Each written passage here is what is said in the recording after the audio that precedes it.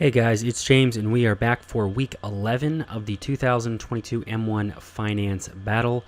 We are up this week about 6% for a total gain of $52.21 for a total portfolio value of $902, where at the start of the year it was about 1,000. So a lot of wins this week. We have 4 slices, 5 holdings in covered calls, 5 holdings in S&P 500 ETFs, 5 holdings in REITs, and 5 holdings in the NASDAQ 100 ETFs. The biggest gainer this week was the NASDAQ 100 ETFs with a total gain of about 12.5%. Covered calls gained about 4.8%. S&P 500 ETFs gained 6%, and the REITs gained 2.4%. Let's go ahead over to the spreadsheet and see what we have. So we are on each slice, and then we'll take a look at each of the holdings in each slice. But this week, we have the covered calls continuing to be in first, and they definitely increased. But if we look at the numbers here, starting from left to right, in the green, the REITs are at $226.60 for a total gain of 2.28% for the week. Covered calls gained 4.88% for the week. S&P 500s gained the 6% for the week. The NASDAQ 100 ETFs gained 12.5% this week.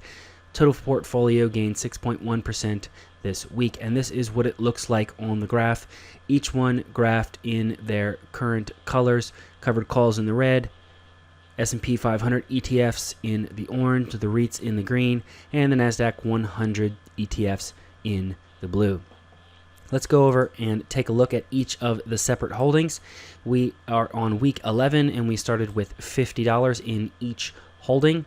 On week 11, up in the REIT slice, we have Welltower again in first place here in the orange on the graph, with DLR in last place. On the covered call category, we have PBP again in first place, and we have gainers in every single one of the categories, with PBP being first and QYLD again taking the last spot in the red on the graph. Now we have the S&P 500 ETFs. VOOV is continuing to stay in first. However, if the market continues to increase, I would expect VOOG to overtake it eventually. VOOG has a higher weighting in the S&P 500 tech sector, where S&P or VOOV has a higher weighting on the value stocks. So VOOV is first place this week, with VOOG being in last place. Coming down to the last but not least, we have the NASDAQ 100 ETFs. QQQM and QQQ are again tied for first, with the last place being the triple leveraged fund TQQQ. So that is it for week 11.